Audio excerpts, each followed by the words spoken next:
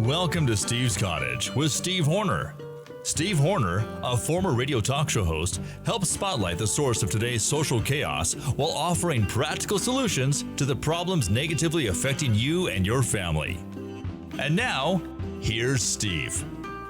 Good morning, good afternoon, good evening, and if I don't see you until later, good night. Well, I've kind of adopted that opening, from the Truman Show, because I'm speaking out to you here in cyberspace, and so I don't know exactly when you're tuning in. It's not like the old days when I had the talk show hosts, and I had 4 hours, and now I'm cramming all this into 25 minutes. So that is a bit of a challenge. And but meanwhile, I ain't never had too much fun until now. Oh, this is a fun little gig, and I'm able to get on here and introduce you to the 5 or 6 books that I have self-written at stevehornerbooks.com, and that will introduce you to probably some different ways of thinking about where the source lies in today's chaotic world. Now, I know, I was just visiting with Sean before the show that, as we mature, get a little older, do we become curmudgeons and think that the younger crowd is running loose like a wild colt? Or is it real? Are the standards really collapsing? And I'm saying absolutely they are collapsing. We've got more crime, we've got more drugs, we've got more single parenting, and that is where I think a huge part of it lies.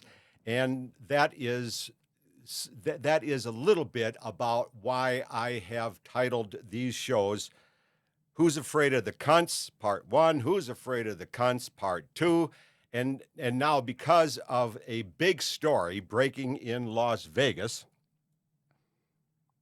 with longtime ultra-liberal writer Jeff German being stabbed to death on the driveway in his at his Las Vegas home here just a couple of weeks ago by a fella I just heard today from Caitlin Newberg, an RJ writer who wonders why I hate women, said he is an Hispanic, this Robert Tellis. And I said, well, that's news to me. That has not been reported. Well, that's going to be part 3. I don't know if I'm going to get all to that today other than just kind of this little bit of a teaser, which I've just laid out for you. But that's a big story because he definitely should have been afraid of the CUNTS. Robert Tellis, he should have really recognized and been aware of the propensity of the CUNTS to nail him because they nailed him. And that's not part of the Las Vegas Review-Journal story that you'll hear, but you'll hear it right here with Steve Horner on the Cottage. As I described to you last week, the word cunt is a bit ambiguous. C period, U period, N period, T period. It's an acronym with a lot of periods, but that's women for you with a lot of periods. Whereas I say we men, we have our exclamation marks. We can be table thumpers. And that is the difference in the gender wiring and makeup. And that's why I think we have so many problems today. And I'm going to give you a little bit of ancient proof about that in just a moment. But during life, we all have our eyes opened to situations through maybe a life-changing and altering phenomenon, an experience. A woman comes back home from the doctor and tells her husband, darling, I've got breast cancer. Well, guess what? The world has changed for her and him, okay? A child dies in a car accident or drug overdose. The life changes. A person loses their job. A person loses their hand. A person loses their legs in combat. Life changes. So I, as a somewhat of a scalawag type of guy, being raised by my lovely mom and dad in South Minneapolis with my five equally, well, no, not equally rowdy, fun, loving five brothers. And then we all had girlfriends and hot cars and so on and so forth. And you just kind of accept things as they are. We respect women. You go out on a date. You pay your way. You pay the woman's way, and you open the door for her and everything. And all that was just fine. You see, up until and even past the 70s when we had the Roe v. Wade type of thing, and feminism was hot, and it still is hot, and I wish it would cool down a little bit because I think it truly is a hateful agenda, hateful, mean-spirited, counterproductive agenda. But my breast cancer and my loss of my legs and those types of metaphors came when I started my single parenting. I got a call from Joyce that day and said, "Steve, we got the verdict. We got the verdict from the judge. You get the custody." I came running home. I had just landed a job as a promotions director for a large radio farm network in Minnesota. It was a really nice gig. So I came home. She was packing her stuff, very angry. She was walking out the door, and I said, "Well, what am I supposed to do with the kids?" And she said, "That's your problem. You wanted them. Now you got them." So that was kind of the attitude I received, I felt, from throughout society. I felt it from my brothers and their wives. I felt it from the people at work who really didn't have any patience with me anymore. They wanted to settle my contract and kind of get rid of me because they wanted me as a hardworking man full-time, didn't want me tied to kids. So I settled with them, got cash out of them, and, I had one of the most beautiful summers of my life.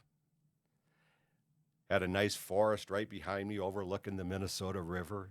Had the kids, everything was all fine. They were 5 and 3, and we'd go to the park, and we'd have a great time and make picnics, and I'll tell you, it was just a ball, and I had enough money to enjoy it. Of course, I've always been a guy with a low overhead, and that is the key, I think, to happiness. Not all the money in the world, but low overhead so you can enjoy your spare time, because I believe the more you have, the more you need, and then you're just chasing your tail.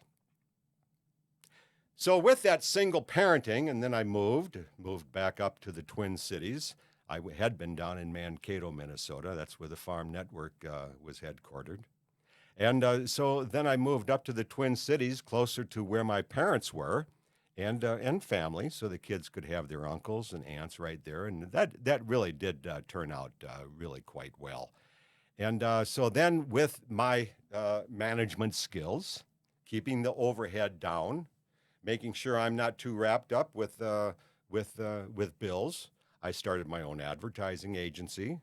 And that gave me time to be home when the kids got home from school, and I was helping them with their homework and so on and so forth. And by doing that, that eliminated a lot of problems too, because then they were happy in school and they were successful. And so the river just kept flowing on in a direction that it was supposed to, that it was intended. With the single parenting, then I got involved with the school board and the PTA and the Dakota County Human Services Advisory Council. Some guy who had some commissioner who had a vendetta, with the mayor. He nominated Steve Horner to be a member of this Human Services Advisory Council because he's a tough piece of steak, he said. And so truly I was, and I had a couple of big issues that were newsworthy, and people knew who I was. And so when the feminists and the Dolly sisters came into the advisory council, always wanted money, for the handouts. I was the thorn under the saddle blanket, and they knew that, and that's why this guy nominated me. But that was lots of fun. But I thought also dealing with my agency, affirmative action worked against me. In bids, when I wanted to work with the government or the county or something, a woman would come along, and she might be a well-to-do, fancy pants woman, but she would get 10 points out of the chute on a scale of 100 because she's a woman. But there I am, hardworking man with 2 kids, but I'm the former infantryman with the Purple Heart, and I'm the guy with the 820 credit beacon score. But I still get penalized because I'm the man. And women come along and they say, well, you're treating us unfair. Well, that's why I call you a cunt. You can't understand normal thinking. So I think, it goes back to the 70s with the pro-abortion, the anti-male, like Gloria Steinem said. A woman needs a man like a fish needs a bicycle.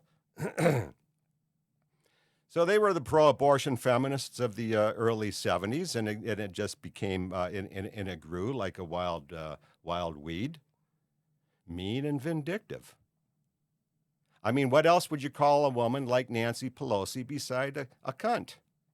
If you called her a pig, that would do discredit to the pig. Or a skunk, that would be not fair to the skunk. Or a weasel, that'd be unfair to the weasel. Now, this is a mean, arrogant, vindictive person. And over and over and over and over and time again, they're taking him to the cleaners, not to examine whether or not he's illegal, just to harass him, because over and over, Trump has vindicated himself, and they're doing it just to be mean, to make sure he doesn't run. And so they are traitors. If they were doing it because the guy was a weasel, and he had been found guilty on a number of counts, fine, slug it to him. But over and over, he's been vindicated, and they just keep coming because they truly are the traitors. And so then we have the women in power throughout the social services. What has that done? That has done nothing but increase crime. It has made people arrogant and vindictive. You get the state legislators who are women, and all they want is handouts for the minorities. So then that creates an arrogant mentality on the so-called minorities, and they feel like the world owes them a living. And then ramping this up has caused like a $30 trillion debt. Do you know how much the United States debt was before Bill Clinton jumped in? 0. After Clinton left, it was $2 trillion, and now it's at somewhere around 30 trillion. Well, what that does is devalue the dollar. Obviously, our dollar is still stronger than the rest of the slugs around the world, but that's not saying much. Pretty soon, it's all going to catch up to us, and and then they're wondering, well, I wonder why the inflation is going crazy. Well, I couldn't care less about that, because if it's 8.5 or 8.1 or whatever, that just gives me an 8.1 retirement boost in my pay. So once again, I've done good planning, and I've kept my head above water, low overhead. Remember, folks, and I'm talking to you guys because you are my primary demographic, 18 to 49. You're the ones who have been screwed over. If you've got some women out there listening to me right now and they say, he hates women, just like that Caitlin Newberg on the Las Vegas Review-Journal told me today. Steve, why do you hate women? Well, that to me is called verbal artillery. It's meant to put you in the corner and cower like a little sheep, you see. And I told Caitlin, I said, I'm used to that. I didn't tell her I'm used to that. I'm telling myself, I'm used to that. I call it verbal artillery. So I told her, I don't hate them all. Well, that shut her up. But I said, why would you say that I hate half of God's human beings? I don't.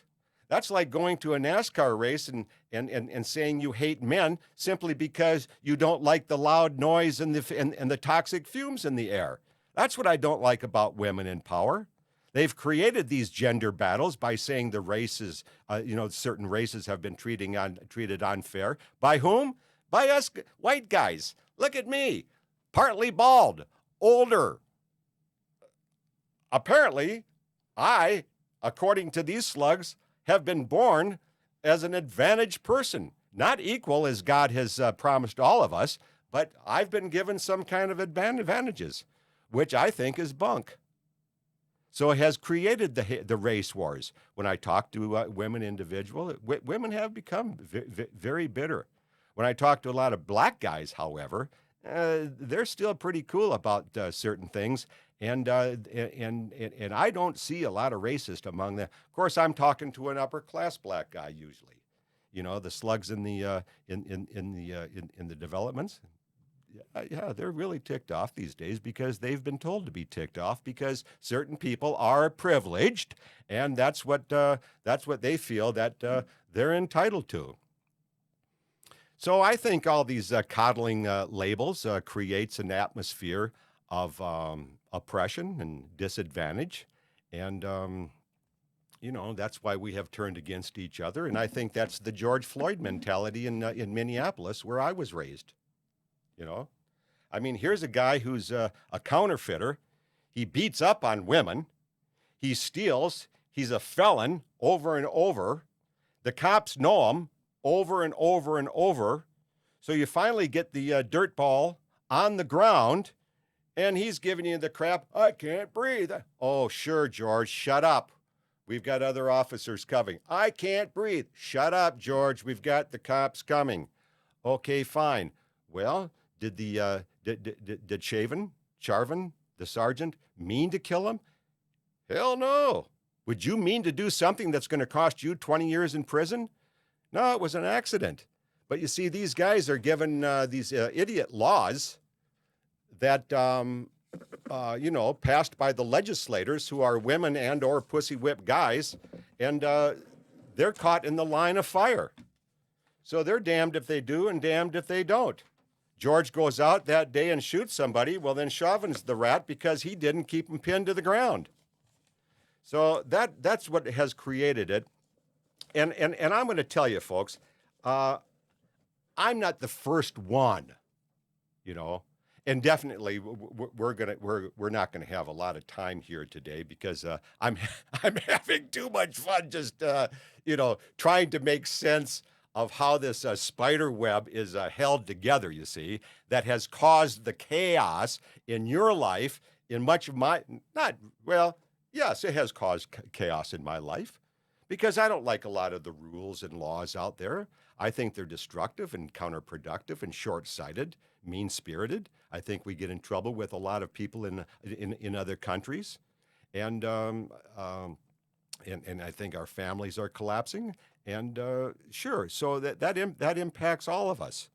And so I come back and I say, I think it's women in power, women in public policy making.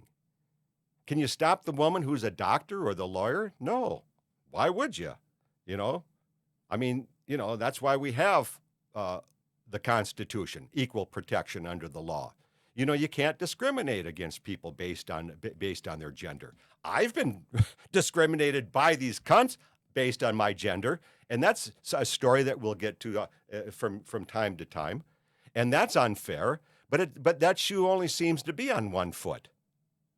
And so when I come back and I say, wait a minute, I'm like this Caitlin Newberg at the Las Vegas Review-Journal, and she knows where I stand on this. I don't hate women. You're going to say that because nobody wants to be a misogynist, you say. When I first heard that back in the 80s as the woman at the Star Tribune in Minneapolis, I had to keep talking to her while I'm looking it up in the dictionary, you see. So they find these words of verbal artillery, and so have I. My perception of women in public policy goes way back several thousand years to the Bible. Now, I am not what you call a Bible thumper. I'm a Catholic. I have some issues with the Catholics, but I speak up about my issues, and they know this because I think that's why God gave me this this type of discernment. So I'm able to ask questions, understand the situation, ask questions, and try to find solutions. So I do believe in the wisdom and the history of the Bible. If you look up Isaiah chapter 3, 12, and 5, you'll see that the prognostication back there, now you'll ask these people who are Bible thumpers, well, is this the word of God? Oh, yes. Oh, this is God. This is God speaking through the hearts and minds and soul of these writers. Okay, fine. So here's what God said in Isaiah 3. Women and children will eventually rule the world. Why is that? Look at how children run their mothers and fathers in their homes these days. I want this. I want this. I don't want to go to school today. I'm going to do this. You see them having tantrums all day long in the grocery stores. The teachers put up with it regularly. These little brats. And the women, well, they're all over the legislature now running the world in a fashion that women will, without pragmatism, which is cause and effect. You put oil in your car to keep it from freezing up so you can keep your car longer. You don't buy the car out of sentimentalism because it's red. But women do, because that's their sentimentalism. That's why they wanted the open border. They will say, oh, those poor things. Oh, let them in. Oh, you men, you have such a hard heart. So then you go to 1 Timothy chapter 2, 8 to 15. Women are to be seen, not heard. They are not to be in charge of men. They are not to be in positions of public policy making. You go to 1 Corinthians chapter 7, 34 to 37, and you'll find the same thing. Over and over, the women should not be in positions of public policy making. They are not wired for it. They are sentimentalists, not pragmatists, and you may have heard that first right here from the Cottage with yours truly, Steve Horner. So I'm not the Bible thumper, ladies and gentlemen. I'm just here to say this is why we have crime up, families down, debt up, school shootings all over the place, race and gender wars, education levels low, busted immigration policies. It's a much different society than what I was raised in the 50s and the 60s and the 70s. Much less crime, much more harmony at homes, much less gender and race wars, less debt. It has been the arrogance and vindictiveness of the CUNTS, the power grab by the CUNTS. It was all instituted probably back thanks to the 19th Amendment of 1920. You know, women weren't allowed to vote before then. You have to stop and think, why? What was the conversation? And then in 1994, the current president, who was then Delaware Senator Joe Biden, he passed the good old Violence Against Women's Act. And now there's not a single kid in my audience right now who hasn't been hit with one of those arrogant, vindictive, female, hateful styled stalking injunctions. And they're peaceful until you bust them. Then you're arrested. And that's why we're talking about CUNTS for right now with part 1, part 2, and part 3. And we're gonna hit that part 3 next week, ladies and gentlemen. Actually, I'm gonna be on a sea cruise, so I'm not gonna be here for this one.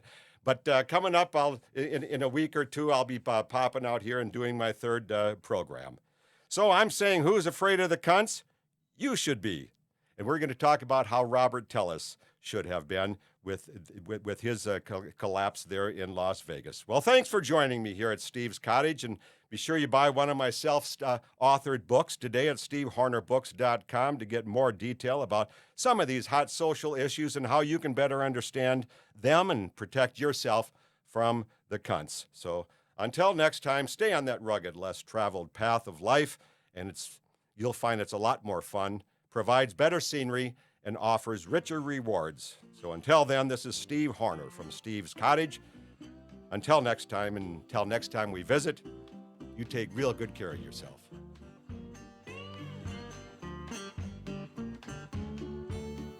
Thanks for joining us. Visit Steve's Cottage again with Steve Horner.